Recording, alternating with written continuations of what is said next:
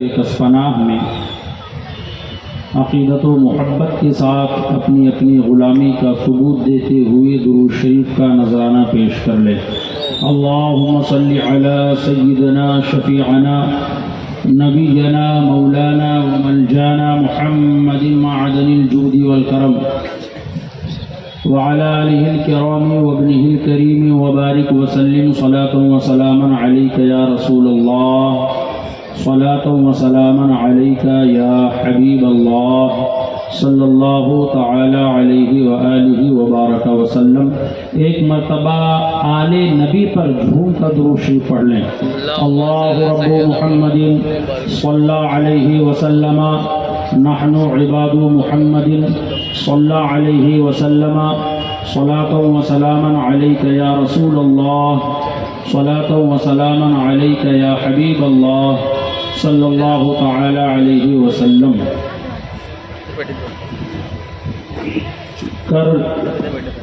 کلمہ توحید ہے تیری شہادت اے حسین، کلمہ توحید ہے تیری شہادت اے حسین،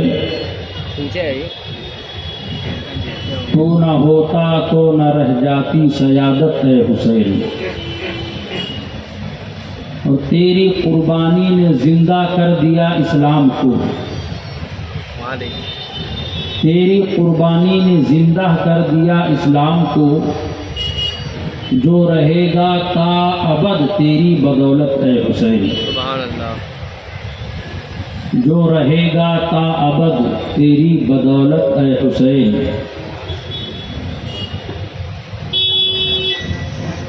قتل حسین اصل میں مرگ یزید ہے، اسلام زندہ ہوتا ہے ہر کربلا کے بعد، اور زندہ ہو جاتے ہیں جو مرتے ہیں حق کے نام پر، زندہ ہو جاتے ہیں جو مرتے ہیں حق کے نام پر۔ اللہ اللہ موت کو کس نے مسیحا کر دیا، آج تک اسلام کو ہے فخر تیری ذات پر،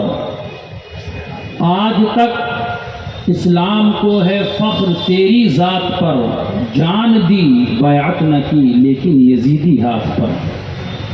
جان دی بیعت نہ کی لیکن یزیدی ہاتھ پر۔ عزیزان ملت اسلامیہ، میں نے قرآن مقدسہ کی ایک بہت ہی مشہور و معروف آیت کریمہ کی تلاوت کا شرف حاصل کیا ہے، جس پر کچھ روشنی ڈالنے کی کوششیں کروں گا۔ عزیزان ملت اسلامیہ، اللہ فرماتا ہے وَلَنَبْلُوَنَّكُمْ بِشَيْءٍ مِّنَ الْخَوْفِ وَالْجُوعِ وَنَقْصٍ مِّنَ الْأَمْوَالِ وَالْأَنفُسِ وَالثَّمَرَاتِ وَبَشِّرِ الصَّابِرِينَ۔ جو اللہ کے نیک بندے ہیں وہ آزمائے جاتے ہیں، اللہ انہیں آزماتا ہے، کبھی خوف سے، کبھی مال کے ذریعے سے، کبھی جان کے ذریعے سے، کبھی اولاد کے ذریعے سے، وَنَقْصٍ مِّنَ الْأَمْوَالِ وَالْأَنفُسِ وَالثَّمَرَاتِ، اور کبھی زراعت کے ذریعے سے، وَبَشِّرِ الصَّابِرِينَ۔ اور جب اللہ کے بندے آزمائش پر باضابطہ کھرے اترتے ہیں تو اللہ انہیں ہی بشارت سناتا ہے، انہیں ہی خوشخبری سناتا ہے، جو اللہ کی دی ہوئی مصیبتوں پر صبر کرتے ہیں اور کہتے ہیں الذین قالوا، اور پھر وہ کہتے ہیں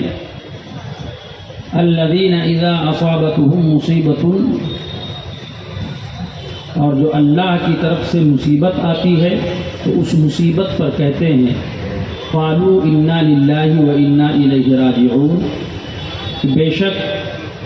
ہم اللہ ہی کی طرف سے آئے ہیں، اللہ ہی کے لیے ہیں، اور اسی کی طرف پھر ہمیں لوٹ کر کے جانا ہے۔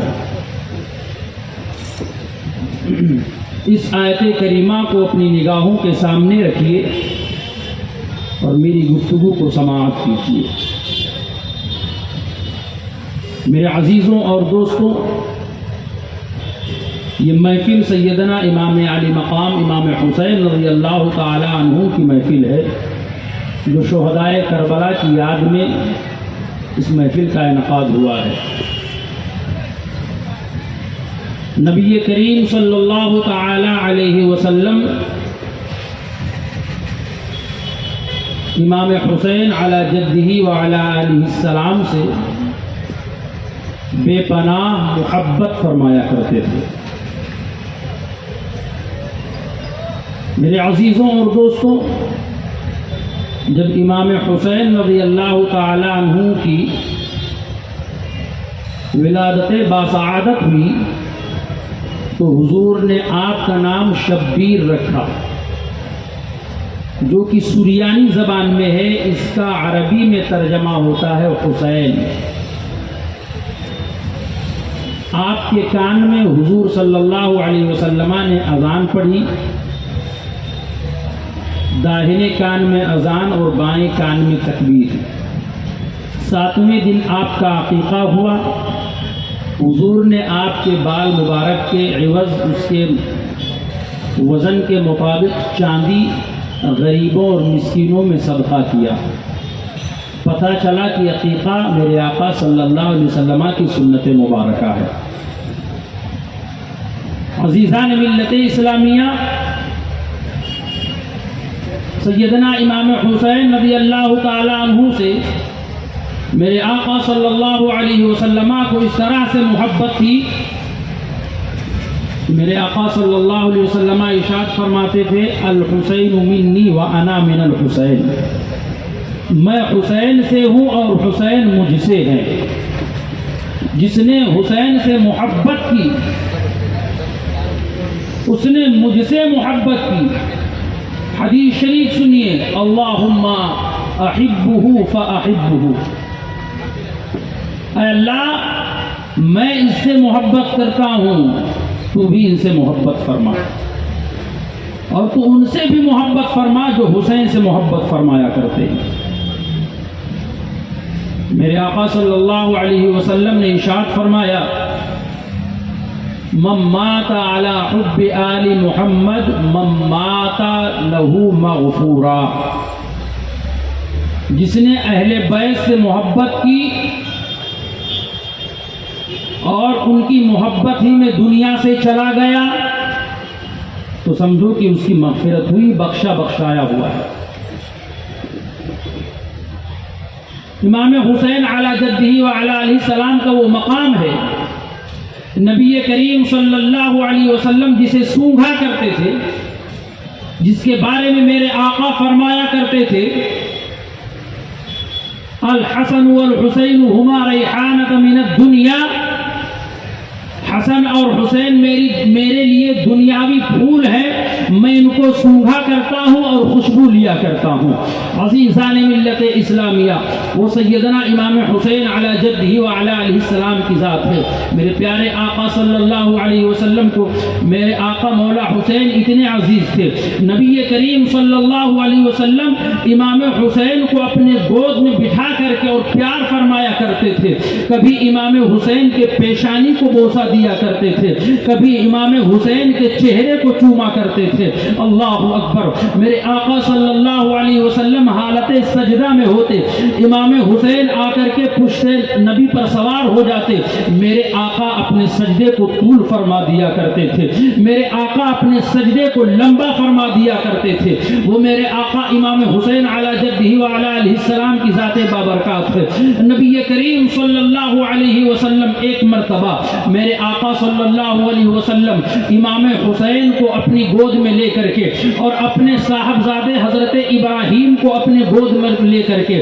داہنے بازو پر حضرت ابراہیم ہے، بائیں بازو پر مولا امام حسین ہے رضی اللہ تعالی عنہما، نبی کریم صلی اللہ علیہ وسلم لے کر کے بیٹھے ہوئے ہیں۔ اتنے میں حضرت سیدنا جبریل امین سید الملائکہ تشریف لاتے ہیں حضور کی بارگاہ میں، میرے آقا کو حسرت بھری نگاہوں سے دیکھ دیکھنے لگتے ہیں. میرے آقا کو دیکھ رہے ہیں جبریل, کبھی حضرت ابراہیم سے پیار فرما رہے ہیں, کبھی مولا امام حسین سے پیار فرما رہے ہیں, کبھی مولا امام حسین کی پیشانی کو بوسہ دے رہے ہیں میرے آقا, کبھی اپنے لخت جگر اپنے بیٹے حضرت ابراہیم کی پیشانی کو بوسہ دے رہے ہیں. حضرت جبریل سید الملائکہ طائر سدرہ جب دیکھتے ہیں, نبی کریم صلی اللہ علیہ وسلم سے فرماتے ہیں یا رسول اللہ صلی اللہ علیہ وسلم, آپ ان دونوں سے بے حد پیار فرما رہے ہیں, حد درجہ کی محبت ہے آپ کو ان سے. نبی کریم صلی اللہ علیہ وسلم ارشاد فرماتے ہیں جبریل ہاں ہاں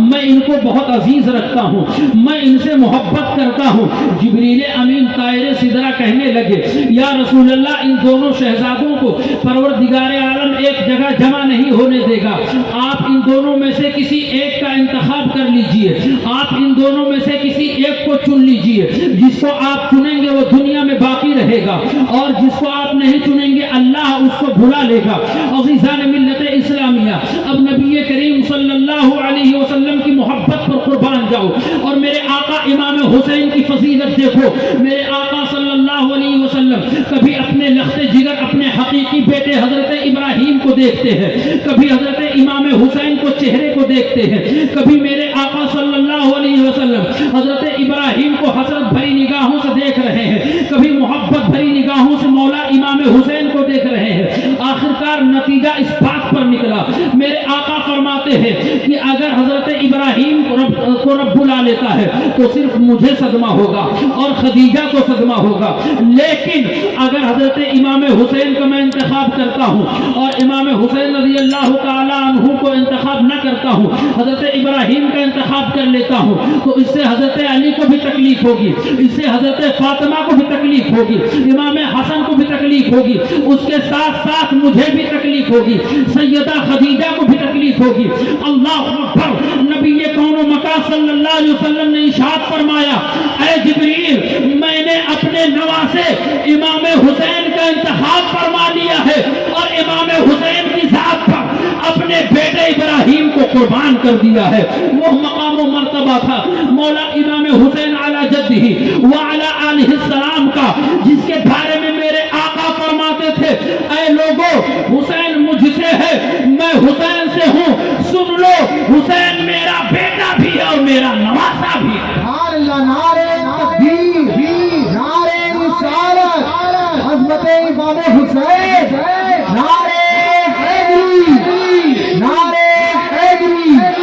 نعرے تکبیر. عزیزان ملت اسلامیہ, میرے آقا فرمایا کرتے تھے کہ حسین میرا بیٹا بھی ہے اور حسین میرا نواسا بھی ہے, حسین مجھ سے ہے اور میں حسین سے ہوں, حسین سے میں محبت فرماتا ہوں. اے لوگوں تم بھی حسین سے محبت کرنا, حسین کی دشمنی مول نہ لینا, اس لیے کہ جس نے حسین کی دشمنی مول لی ہے اس سے خدا بھی ناراض ہے اور خدا کا رسول بھی ناراض ہے. عزیزان ملت اسلامیہ, میں آپ کو بتاتا چلوں کہ مولا امام حسین کی شہادت کی خبر بچپن ہی میں آ چکی تھی اور بچپن ہی میں شہرہ آفاق ہو چکی تھی. میرے آقا صلی اللہ علیہ وسلم حضرت امام حسین علی جدہ وعلی آلہ السلام کو گود میں لے کر کے بیٹھے ہوئے ہیں. حضرت جبریل امین حاضری کی باریابی چاہتے ہیں. نبی کریم صلی اللہ علیہ وسلم نے حضرت جبریل امین کو اجازت دے دی, حضور کی بارگاہ میں جبریل آئے. میرے آقا صلی اللہ علیہ وسلم کی گود میں حضرت امام حسین ہے علی جدہ وعلی آلہ السلام.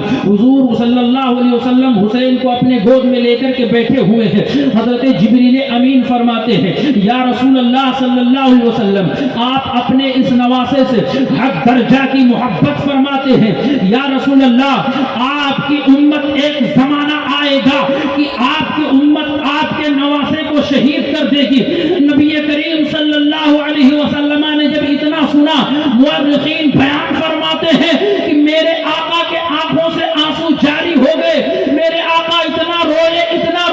کہ آپ کی داڑھی مبارک تر ہو جاتی ہے. حضرت ام الفضل جو حضرت عباس کی بیوی ہے نبی کریم کی بارگاہ میں آ جاتی ہے, دیکھتی ہے کہ میرے آقا صلی اللہ علیہ وسلم رو رہے ہیں, حضور کی داڑھی مبارک تر ہے. حضرت ام الفضل فرماتی ہے یا رسول اللہ آپ رو کس وجہ سے رہے ہیں, آپ کے رونے کا سبب کیا ہے؟ تو میرے آقا ارشاد فرماتے ہیں اے ام الفضل یہ میرا نواسا مجھے بہت محبوب ہے, یہ میرا نواسا مجھے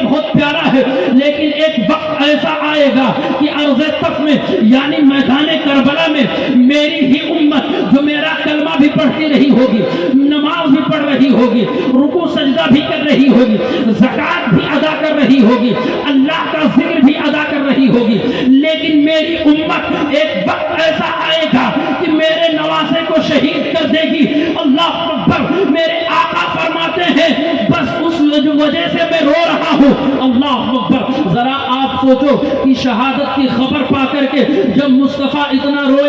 روئے تو جب مولا امام حسین کی شہادت واقع ہوئی ہوگی تو میرے آقا کو کتنی تکلیف ہوئی ہوگی۔ عزیزان ملت اسلامیہ، دوسری روایت کے مطابق آپ ذرا غور کرتے چلو، مولا امام حسین رضی اللہ تعالیٰ عنہ کی شہادت کی خبر تو بچپن ہی میں مشہور ہو چکی تھی۔ عزیزان ملت اسلامیہ، بارش کا فرشتہ حضور کی بارگاہ میں باریابی کی حاضری چاہتا ہے، اجازت چاہتا ہے۔ حضور نبی کون و مکان صلی اللہ علیہ وسلم نے بارش کے فرشتے کو آنے کی اجازت دے دی۔ کاشان نبوت میں جب بارش کا فرشتہ پہنچا، حضور سے اجازت چاہی، میرے آقا نے اجازت دے دی، بارش کا فرشتہ حضور کی بارگاہ میں موجود ہے۔ اتنے میں مولا امام حسین آ گئے، حضور کی گود میں کود کر بیٹھ گئے۔ اللہ اکبر! نبی کون و مکان صلی اللہ علیہ وسلم کی بارگاہ میں مولا امام حسین حاضر ہے۔ نبی کریم صلی اللہ علیہ وسلم کی داڑھی سے مولا امام حسین کھیلنے لگے۔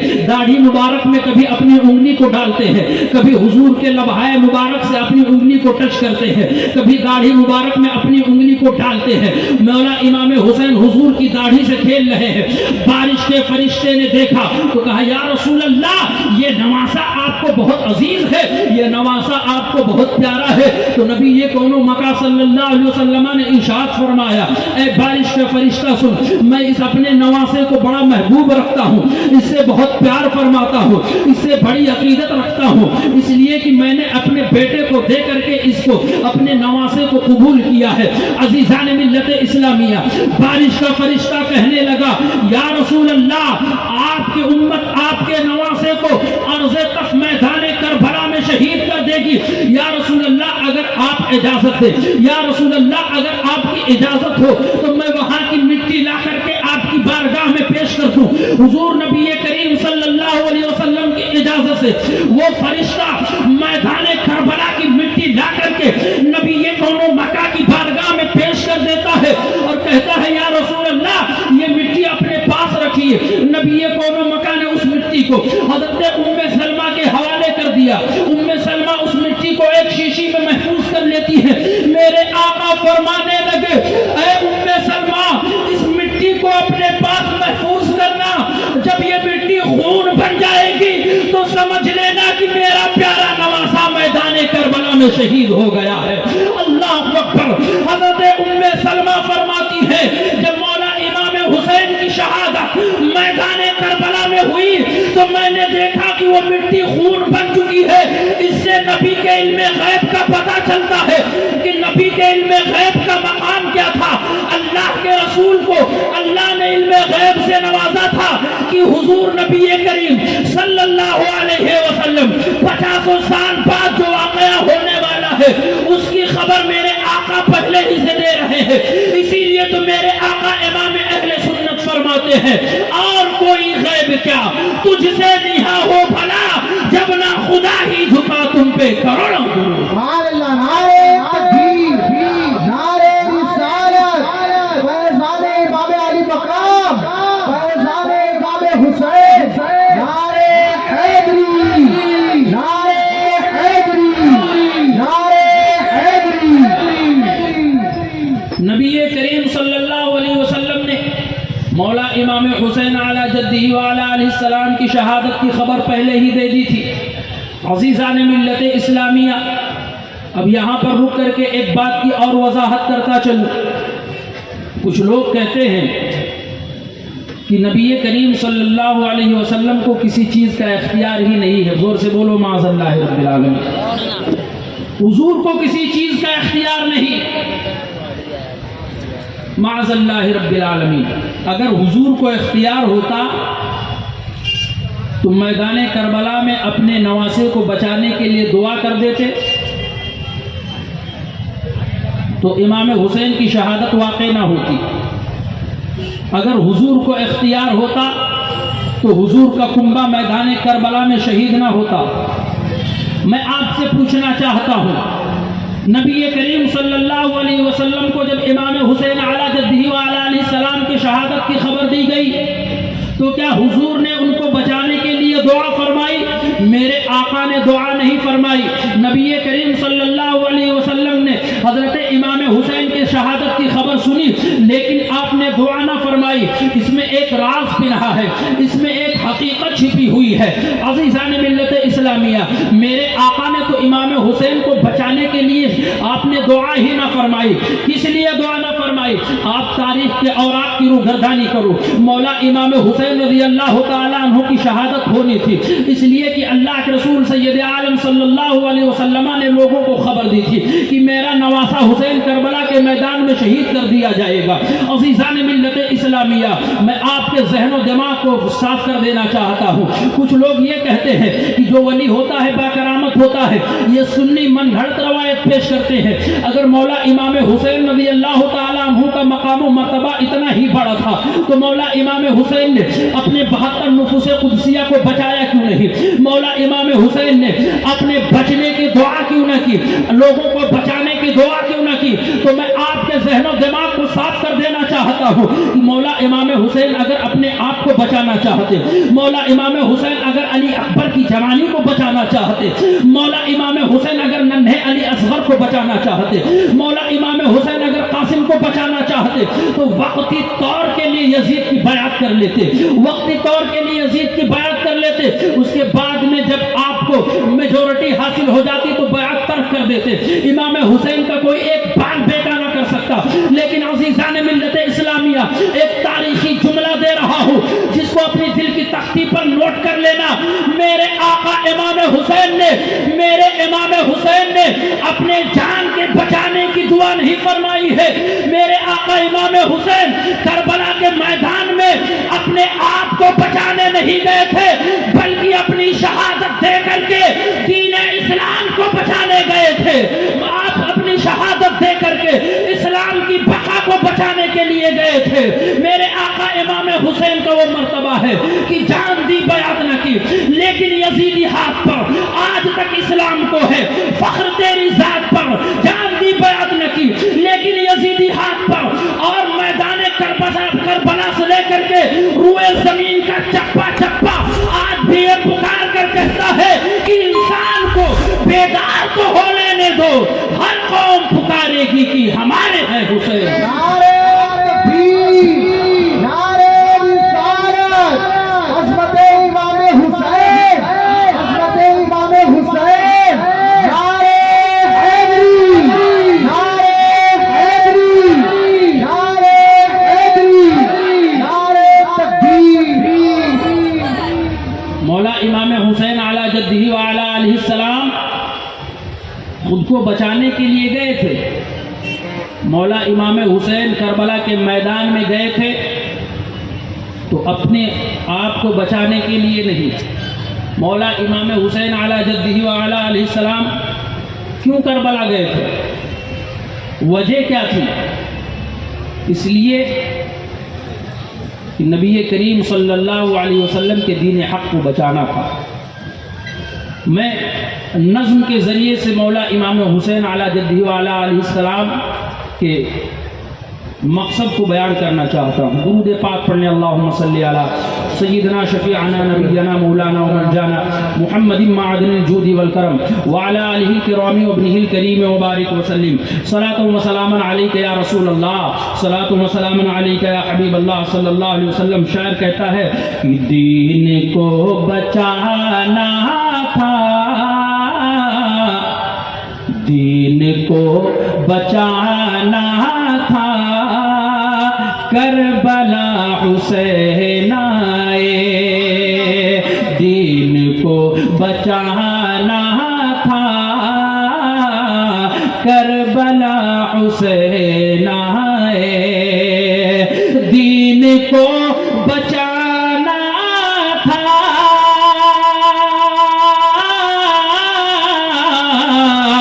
کربلا حسین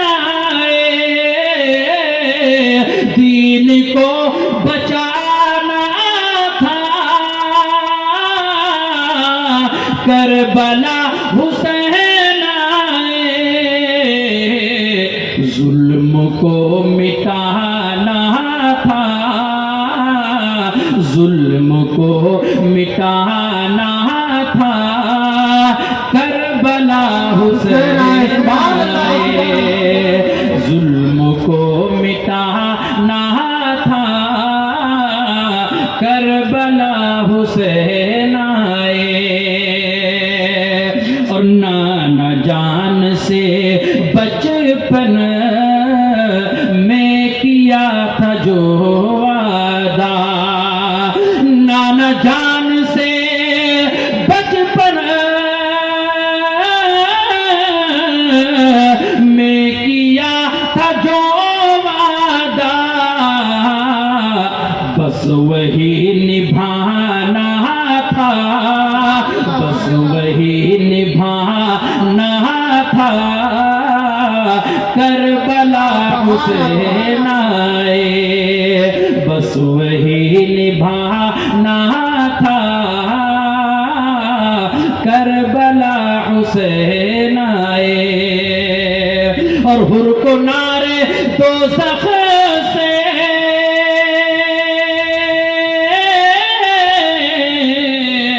کھینچ کر کے لانا تھا،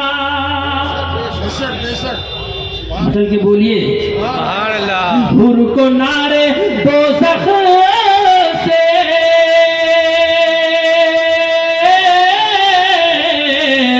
کھینچ کر کے لانا تھا، حر کو نعرے دوزخ سے کھینچ کر کے لانا تھا، کیوں؟ جنتی بنانا تھا، جنتی بنانا تھا، کربلا حسین آئے، جنتی بنانا تھا، کربلا حسین آئے، دین کو بچانا تھا، کربلا حسین آئے۔ درود پاک پڑھیں، اللہم صلی علی سیدنا شفیعنا نبینا مولانا وملجانا محمد معدن الجود والکرم وعلى آلہ الکرام وابنہ الکریم وبارک وسلم، صلاۃ وسلام علیک یا رسول اللہ، صلاۃ وسلام علیک یا حبیب اللہ، صلی اللہ تعالی علیہ وآلہ وسلم۔ عزیزان ملت اسلامیہ، وہ میرے آقا امام حسین علی جدہ وعلی آلہ السلام کی ذات ہے کہ آپ میدان کربلا میں خود کو بچانے کے لیے نہیں بلکہ دین اسلام کے پرچم کو بلند کرنے کے لیے، نانا جان کی شریعت کی بقا اور اس کی تحفظ کے لیے، شریعت کی آبرو کو بچانے کے لیے میدان کربلا میں تشریف لے گئے تھے۔ تو اب یہاں پر یہ سوال ہی پیدا نہیں ہوتا کہ میرے آقا صلی اللہ علیہ وسلم نے امام حسین کو بچانے کی دعا کیوں نہیں فرمائی؟ عزیزان ملت اسلامیہ، آؤ تاریخ کے اوراق کی روگردانی کرو، نبی کریم صلی اللہ علیہ وسلم کا وہ پیارا نواسا، عزیزان ملت اسلامیہ، جس پہ شب و شتم کی ایک حد کر دی گئی، نبی کریم صلی اللہ علیہ وسلم کے نواسوں پر پانی بند کیا گیا، کھانا بند کیا گیا۔ عزیزان ملت اسلامیہ، 3 دن اور 3 رات آپ پر پانی بند کر دیا گیا، لیکن عزیزان ملت اسلامیہ، اور اس کی تاریخ دیکھو، جب امیر معاویہ کا انتقال ہوا اور آپ کے انتقال کے بعد یزید خلیفہ بنا، میں آپ کو بتانا چاہتا ہوں، سب سے پہلے اس نے عرض یہ لکھی تھی کہ حسین ابن علی سے میری بیعت لو، عبداللہ ابن زبیر سے میری بیعت لو، عبداللہ ابن عمر سے میری بیعت لو۔ اے میرے قوم کے غجور مسلمانوں، یہ جنتی باپ کا جہنمی بیٹا ہے۔ آج عزیزان ملت اسلامیہ، ہمارے معاشرے میں کسی کی موت واقع ہو جائے تو بیٹا باپ کے مغفرت کی دعائیں کیا کرتا ہے، بیٹا باپ کے آخرت کے لیے دعائیں کیا کرتا ہے، بیٹا باپ کو جنت میں اعلیٰ مقام کے لیے دعائیں کیا کرتا ہے، اس کے نام سے اصال ثواب کیا کرتا ہے، اس کے نام سے قرآن کریم کی تلاوت کیا کرتا ہے۔ اور جب انسان سکرات الموت میں ہو، اس وقت اللہ کے رسول فرماتے ہیں سورہ یاسین شریف کی تلاوت کی جائے، اللہ اکبر۔ لیکن یزید اپنے باپ کے جنازے پر حاضر ہے، اور یزید حضرت امیر معاویہ سے پوچھتا ہے، اے ابا آپ کے بعد خلیفہ کون بنے گا؟ اے ابا آپ کے بعد آپ کا نائب کون بنے گا؟ اے میرے والد یہ بتائیے کہ آپ کے بعد آپ کے تخت پر بیٹھے گا کون؟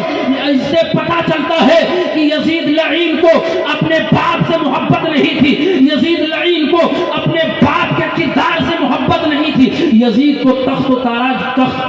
تاج کی لالچ تھی، یزید کو دولت کی لالچ تھی، یزید کو تخت کی لالچ تھی، یزید کو حکومت کی لالچ تھی۔ لہذا عزیزان ملت اسلامیہ،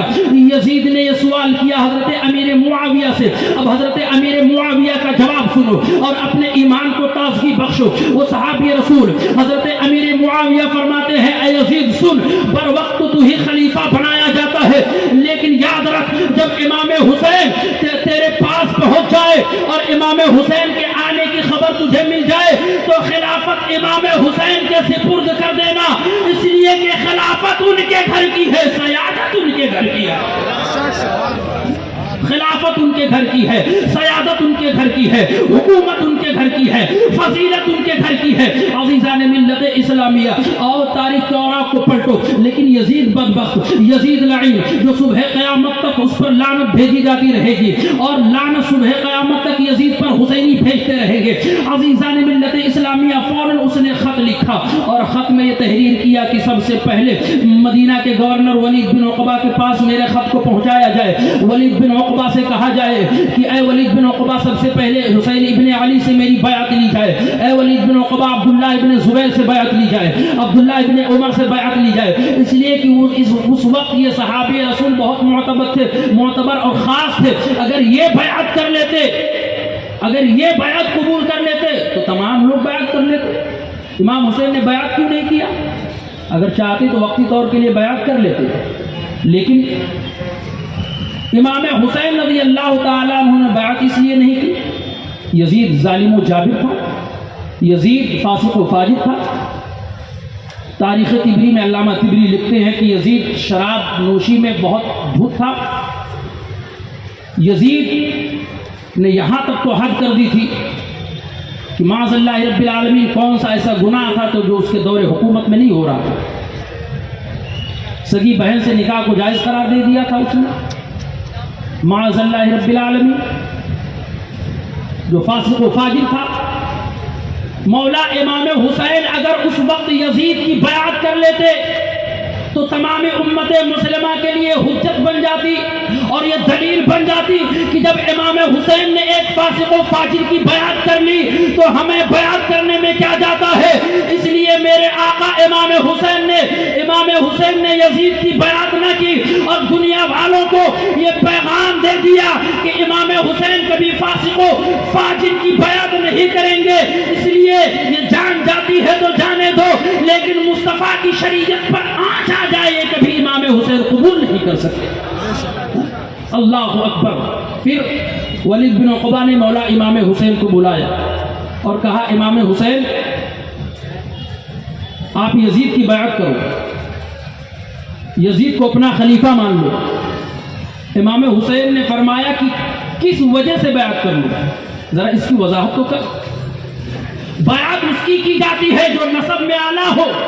بیعت اس کی جاتی ہے تو جو حسب میں اعلیٰ ہو، بیعت اس کی جاتی ہے جو مقام مرتبے میں اعلیٰ ہو، بیعت اس کی جاتی ہے جو علم و عمل میں اعلیٰ ہو، بیعت اس کی جاتی ہے جو تقوی میں اعلیٰ ہو، بیعت اس کی جاتی ہے جو پرہیزگاری میں اعلیٰ ہو۔ ان تمام چیزوں میں اگر فوقیت رکھتا ہو تو اس کی بیعت کر لی جائے۔ مولا امام حسین نے فرمایا سن، میں اپنی فضیلت بیان کرتا ہوں، تو یزید کی فضیلت دیکھ، میں اپنی فضیلت بیان کرتا ہوں، تو یزید کی فضیلت کی طرف اپنی نگاہ اٹھا کے دیکھ۔ یزید میرے مقابلے میں نہ کسی محاذ پر ٹھہرتا ہے نہ کسی مقام پر ٹھہرتا ہے۔ سن، میں حسین ابن علی ہوں جس کے پیشانی کو نبی بوسہ دیا کرتے تھے، میں حسین ابن علی ہوں جس کی زبان مبارک کو نبی چوما کرتے تھے، میں حسین ابن علی ہوں جس نے نبی کی زبان مبارک کو چوسا ہے، میں حسین ابن علی ہوں جس کے بارے میں مصطفیٰ فرماتے تھے الحسن والحسین سیدہ شباب اشباب اہل الجنہ۔ یہ حسن و حسین جنتی جوانوں کے سردار ہیں۔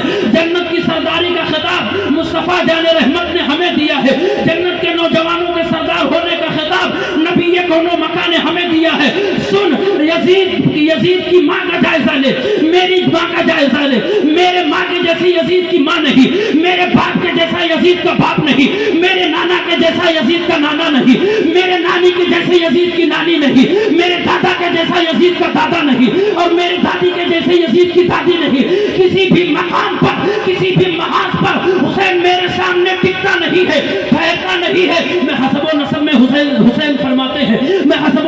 یزید سے اعلیٰ ہوں، مقام و مرتبے میں یزید سے اعلیٰ ہوں، افضلیت میں یزید سے اعلیٰ ہوں، علم و عمل میں یزید سے اعلیٰ ہوں، علم و تقوی میں یزید سے اعلیٰ ہوں، پرہیزگاری میں یزید سے اعلیٰ ہوں۔ اے ولید بن عقبہ سن، یہی وجہ ہے جب تک دنیا باقی رہے گی دنیا حسین زندہ باد کے نعرے لگاتی رہے گی اور یزید مردہ باد کے نعرے لگاتی رہے گی۔ نعرے تکبیر،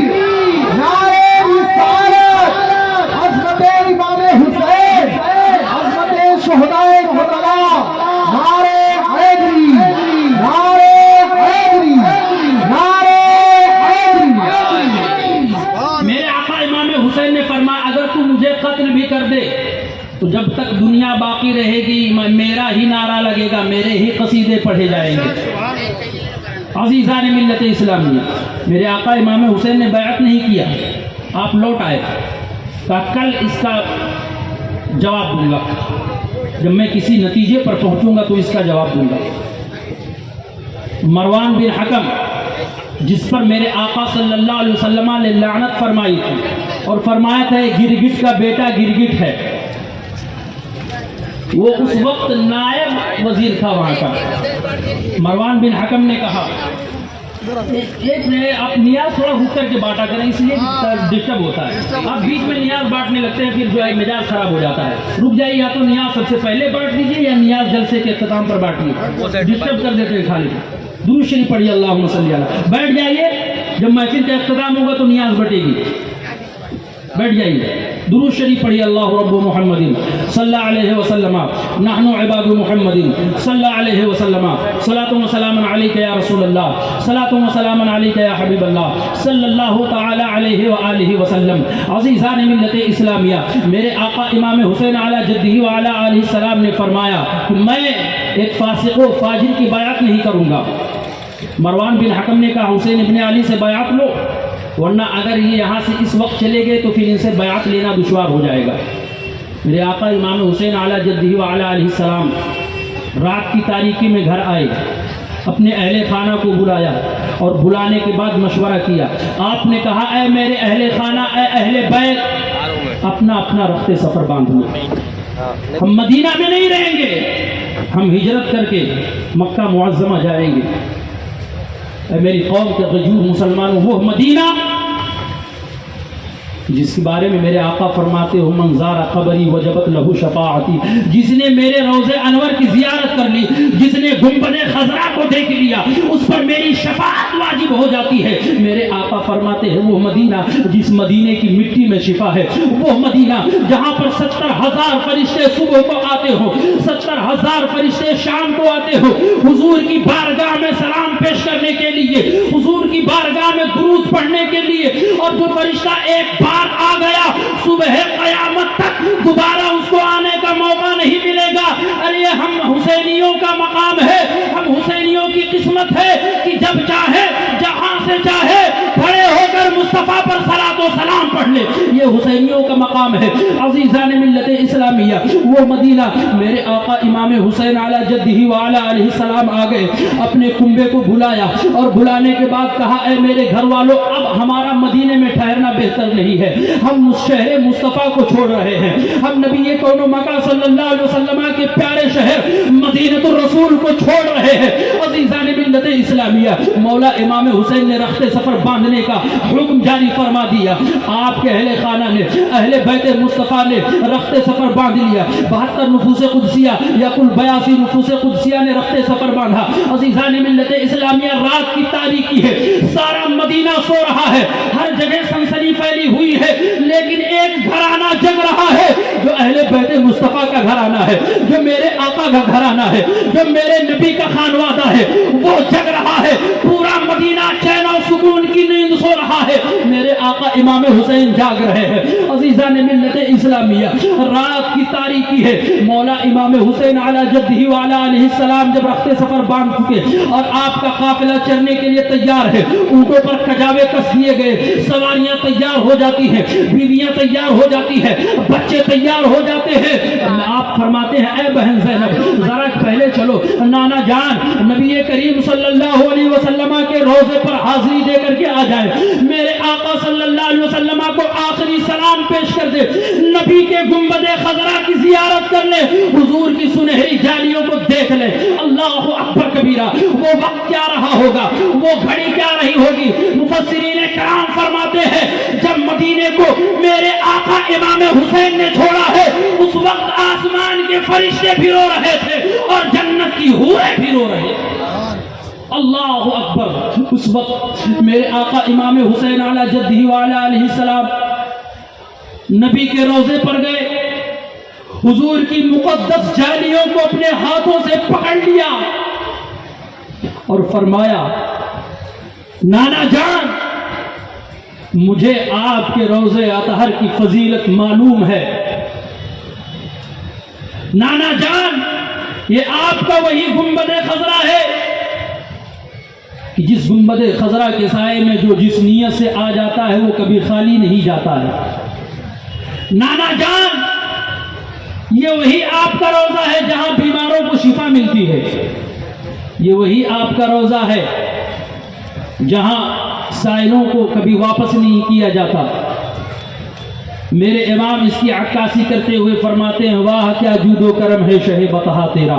نہیں سنتا ہی نہیں مانگنے والا تیرا، فرش والے تیری شوکت کا علو کیا جانے، خسروا عرش پہ اڑتا ہے فریرا تیرا۔ میرے آقا امام حسین فرماتے ہیں نانا جان آپ کی امت نے ہمیں مدینہ چھوڑنے پر مجبور کر دیا ہے، یا رسول اللہ میں آپ کا مدینہ ہرگز نہیں چھوڑتا، اے میرے آقا مجھے آپ کے روضے کی فضیلت معلوم ہے، اے میرے آقا میں آپ کے مدینے کو کبھی نہ چھوڑتا، میں آپ کے مدینے سے ہجرت کبھی نہ کرتا، میں آپ کے مدینے کو خیر آباد کبھی نہ کہتا، یا رسول اللہ لیکن آپ کی امت نے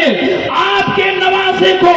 مدینہ چھوڑنے پر مجبور کر دیا ہے۔ اللہ اکبر، ذرا سوچو اور اپنے دل پہ ہاتھ رکھ کر کے بتاؤ اس وقت میرے آقا کو اپنی قبر مبارک پر کیا محسوس ہوا ہوگا، کتنی تکلیف ہوئی ہوگی جب حسین رو رہے تھے نبی کی جالیاں پکڑ کر کے، جب میرے آقا امام حسین اپنی آنکھوں سے آنسو بہا رہے ہوں گے،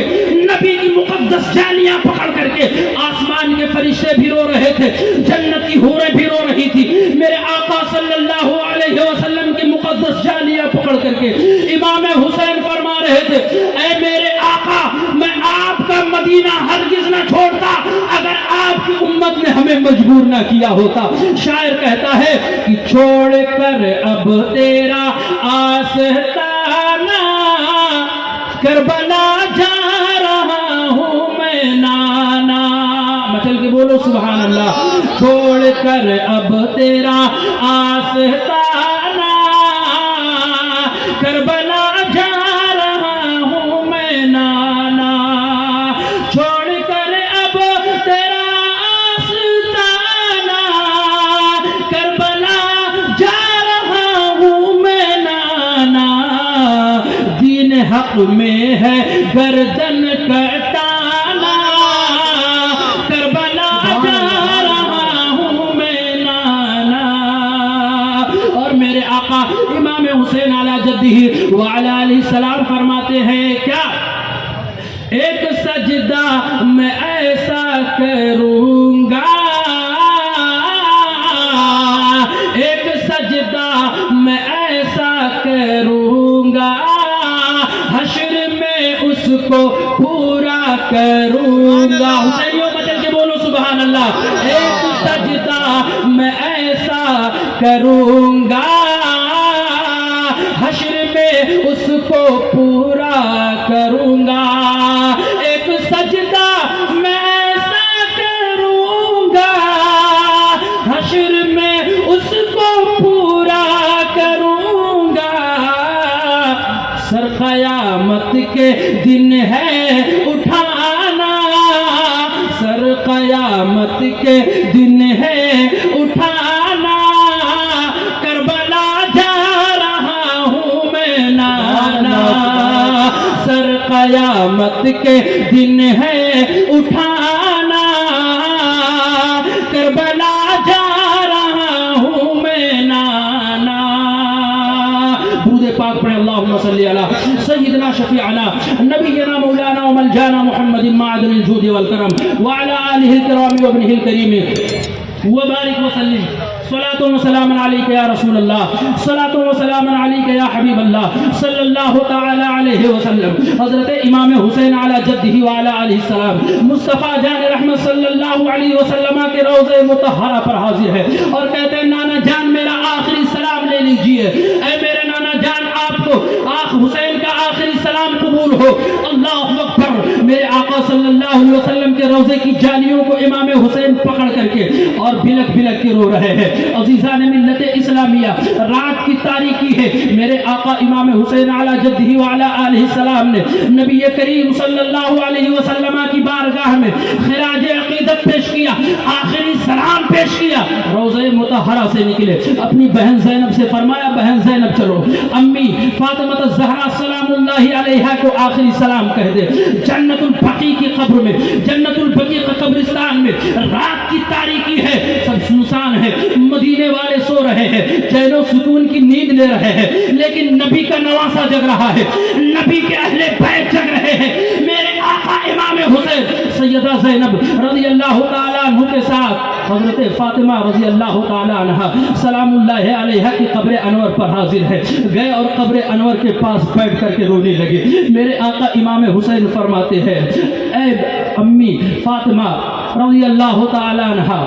آج حسین بہت بے قرار ہے آج حسین بہت بے چین ہے آج حسین مدینے کو چھوڑ رہا ہے آج حسین مدینے سے رخت سفر باندھ چکا ہے اے امی جان آپ کی قبر وہ تھی جب مجھے تسلی لینی ہوتی تھی جب میرے دل کو گھبراہٹ محسوس ہوتی تھی جب میرا دل بے قرار ہوتا تھا جب مجھے گھبراہٹ محسوس ہوتی تھی اے میری والدہ اے میری ماجدہ میں آپ کی قبر پر آیا کرتا تھا اور بیٹھ جایا کرتا تھا آپ کے قبر کی زیارت کرتا تھا میرے دل کو سکون مل جایا کرتا تھا آپ کی قبر پر آ کر کے بیٹھتا تھا میرے دل کو قرار مل جایا کرتا تھا آپ کی قبر پر جب میں فاتحہ پڑھتا تھا تو میرے دل کو قرار مل جاتا تھا میرے ذہن و دماغ کو تسلی مل جایا کرتی تھی اے امی فاطمہ آج حسین مدینہ چھوڑ رہا ہے اے امی حسین آج حسین مدینے کو خیر آباد کہہ رہا ہے عزیزان ملت اسلامیہ میرے آقا امام حسین اپنی آنکھوں سے آنسو بہا رہے ہیں روتے جا رہے ہیں آقا حسین کیا رو رہے ہیں فرشتے بھی رو رہے ہیں آقا حسین کیا رو رہے ہیں جنت کی حوران رو رہی ہے آقا حسین کیا رو رہے ہیں آسمان آنسو بہا رہا ہے آقا حسین کیا رو رہے ہیں زمین تھر تھرا رہی ہے عزیزان ملت اسلامیہ میرے آقا امام حسین سیدہ کائنات سیدہ فاطمہ الزہرا سلام اللہ علیہا کے قبر انور پر آخری سلام پیش کرنے کے لیے حاضر ہے اور کہتی ہے امی کہتے ہیں فرماتے امی جان میرا سلام قبول کرے امی جان میرا سلام آپ قبول کرے الصلاۃ والسلام السلام یا فاطمہ الزہرا السلام یا فاطمہ الزہرا آپ سلام پیش کر کے فوراً لوٹتے ہیں اپنے قبیلے کے پاس آتے ہیں عزیزان ملت اسلامیہ وہی مدینہ جس کے بارے میں میرے آقا صلی اللہ علیہ وسلم ارشاد فرماتے ہو کہ تمام شہروں میں مجھے مدینہ سب سے زیادہ پسند ہے وہی مدینہ میرے آقا صلی اللہ علیہ وسلم ارشاد فرماتے ہو کہ مدینے کی مٹی بھی شفا ہے اس لیے تو امام مالک کبھی مدینے کا در و دیوار کو چومتے تھے کبھی مدینے کی مٹی کو اٹھا کر کے سونگھا کرتے تھے عزیزان ملت اسلامیہ میں آپ کو جو بتانا چاہتا ہوں میرے آقا امام حسین علی جدہ وعلی آلہ السلام رخت سفر باندھ کر کے اپنے قافلے کو لے کر کے وہاں سے روانہ ہو جاتے ہیں رات کی تاریکی ہے جب سارا مدینہ سو رہا ہے اس وقت اہل بیت مصطفیٰ کا یہ قافلہ اونٹوں پر سوار ہو کر کے رات کی تاریکی میں مدینہ چھوڑ رہا ہے اے میرے قوم کے غیور مسلمانوں ذرا بتاؤ کہ نبی کو نواسے کو جس نے مدینہ چھوڑنے پر مجبور کیا ہو کیا اللہ اس سے راضی ہو سکتا ہے کیا اللہ کے رسول اس سے راضی ہو سکتے ہیں کیا صحابہ کی جماعت اس سے راضی ہو سکتی ہے میں کہتا ہوں راضی ہونے کی بات تو درکنار ہے جب تک دنیا قائم رہے گی تب تک یزیدیوں پر صبح قیامت تک اللہ اور اس کے رسول کی لعنت و پھٹکار برستی رہے گی سبحان اللہ اللہ اکبر میرے آقا امام حسین علی جدہ وعلی آلہ السلام مدینے سے رخت سفر باندھ کر کے مکہ معظمہ ہجرت کر کے آپ مکہ معظمہ پہنچے عزیزان ملت اسلامیہ جب آپ مکہ معظمہ کی سرزمین پر پہنچے تو بڑی عقیدت و احترام کے ساتھ لوگوں نے آپ کی بارگاہ میں حاضری دی اور جوق در جوق لوگ آپ کی زیارت کے لیے آنے لگے، کیونکہ اس وقت نبی کا کوئی نواسا، حقیقی نواسا موجود تھا تو امام حسین کی ذات تھی، جس کا عکس، جس کے چہرے میں نبی کا عکس موجود تھا۔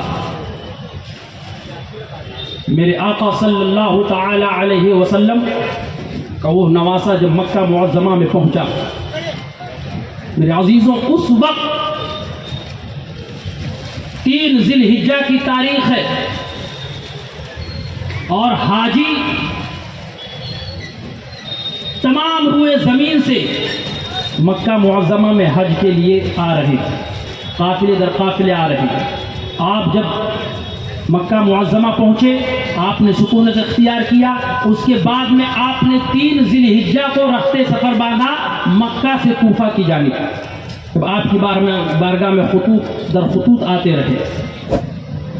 آپ کی بارگاہ میں خطوط پر خطوط آتے رہے۔ عزیزان ملت اسلامیہ 12,000 خطوط امام کی بارگاہ میں آئے کہ امام حسین،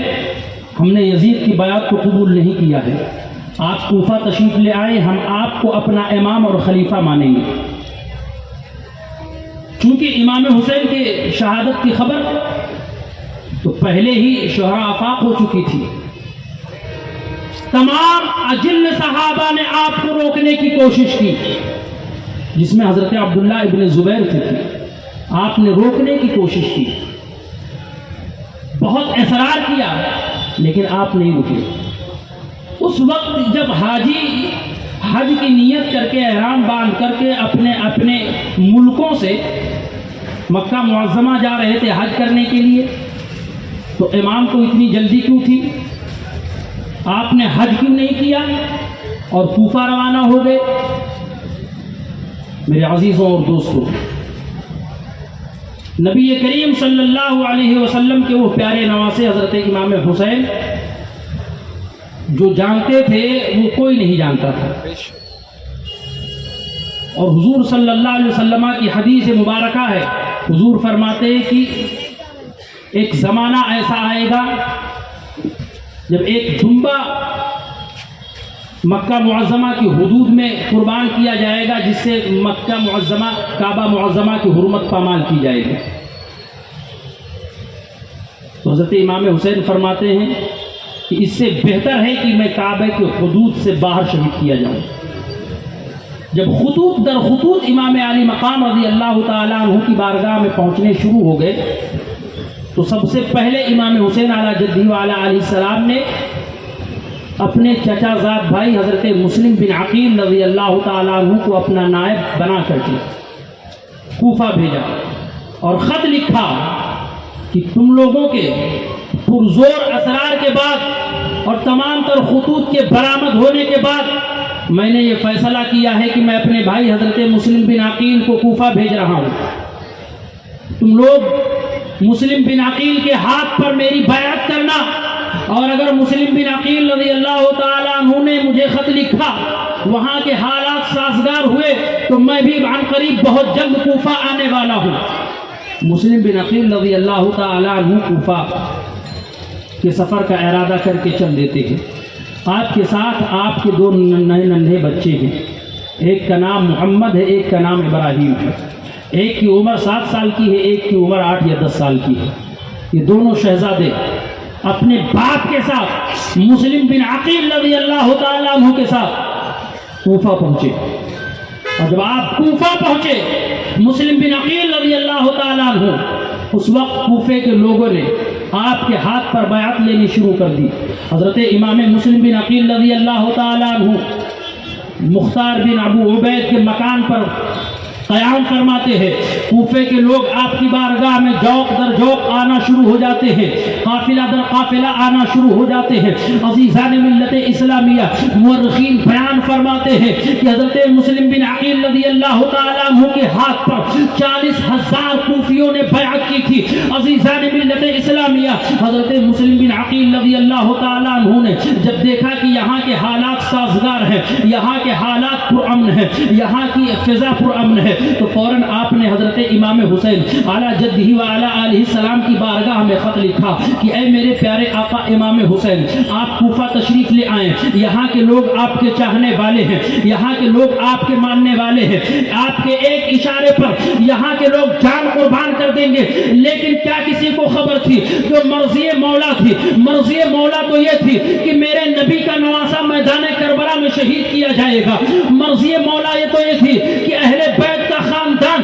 میدان کربلا میں شہید کیا جائے گا۔ عزیزان ملت اسلامیہ، ادھر خط لکھ کر کے میرے پیارے آقا صلی اللہ علیہ وسلم کے نواسے کی بارگاہ میں حضرت مسلم بن عقیل روانہ کر دیتے ہیں۔ خط امام حسین اعلیٰ جدہ و اعلیٰ علیہ السلام کی بارگاہ میں پہنچ جاتا ہے۔ ادھر جب حضرت امام مسلم بن عقیل رضی اللہ تعالیٰ عنہ کے آنے کی خبر کوفہ والوں کو پہنچتی ہے تو حمران بن بقران اسدی ایک شخص ہے، عزیزان ملت اسلامیہ، وہ فوراً کھڑا ہو گیا، اور اس وقت جو کوفے کے گورنر تھے حضرت نعمان بن بشیر جو ایک صحابی رسول ہے رضی اللہ تعالیٰ عنہ، وہ شخص کہتا ہے اے نعمان بن بشیر، مسلم بن عقیل کو آپ گرفتار کرو اور اس کے بعد میں یزید کی بیعت کرنے کے لیے کہو، اگر یہ بیعت کر لیتے ہو تو ٹھیک ہے ورنہ ان کو قتل کر دو۔ عزیزان ملت اسلامیہ، نعمان بن بشیر کہتے ہیں میں نبی کے نواسے کے خون میں اپنے ہاتھ کو رنگنا نہیں چاہتا۔ عزیزان ملت اسلامیہ، فوراً وہ یزید کے پاس خط لکھتا ہے اور لکھنے کے بعد یہ کہتا ہے اے یزید سن،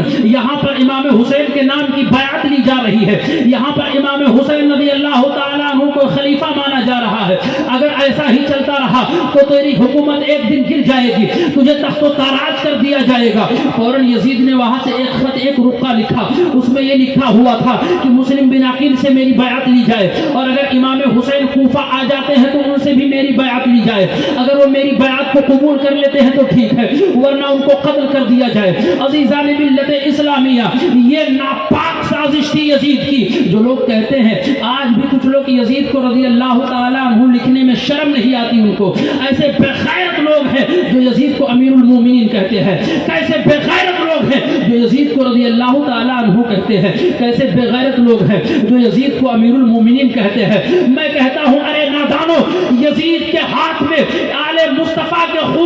خون سے اس کا ہاتھ رنگا ہوا ہے، صبح قیامت تک جب تک دنیا قائم رہے گی یزید کو لوگ لعنتی کہتے رہیں گے، یزید کو لوگ آل پاک مصطفیٰ کا قاتل کہتے رہیں گے، یزید پر لعنت بھیجتے رہیں گے، اور جب تک دنیا قائم و دائم ہے حسین زندہ باد کے نعرے لگتے رہیں گے، حسین زندہ باد کے نعرے لگائے جاتے رہیں گے، اس لیے کہ قتل حسین اصل میں مرگ یزید ہے، اسلام زندہ ہوتا ہے ہر کربلا کے راہ۔ نعرہ تکبیر، نعرہ رسالت، حضرت امام حسین، حضرت شہدائے کربلا، نعرہ حیدری، نعرہ حیدری، نعرہ حیدری۔ عزیزان ملت اسلامیہ، 2 منٹ کا وقت اور ہے، مجھے ملا ہے 2 منٹ میں 2-3 باتیں آپ کے سامنے رکھ دیتا ہوں، پھر انشاءاللہ تاریخ کل پھر ہوگی۔ امام حسین علیہ جدہ و اعلیٰ علیہ السلام کے چچا زاد بھائی حضرت مسلم بن عقیل رضی اللہ تعالی عنہ مختار بن ابو عبید کے مکان پر ٹھہرے ہوئے، آپ سے بیعت لے لی گئی۔ یزید نے وہاں سے خط لکھا عبید اللہ ابن زیاد کے پاس جو قادسیہ کا گورنر تھا، اس نے فوراً اپنے تخت پر اپنے بھائی کو بٹھایا اور وہاں سے کوفہ کی طرف روانہ ہوا۔ یزید نے نعمان بن بشیر رضی اللہ تعالیٰ عنہ جو صحابی رسول تھے ان کو معزول کر دیا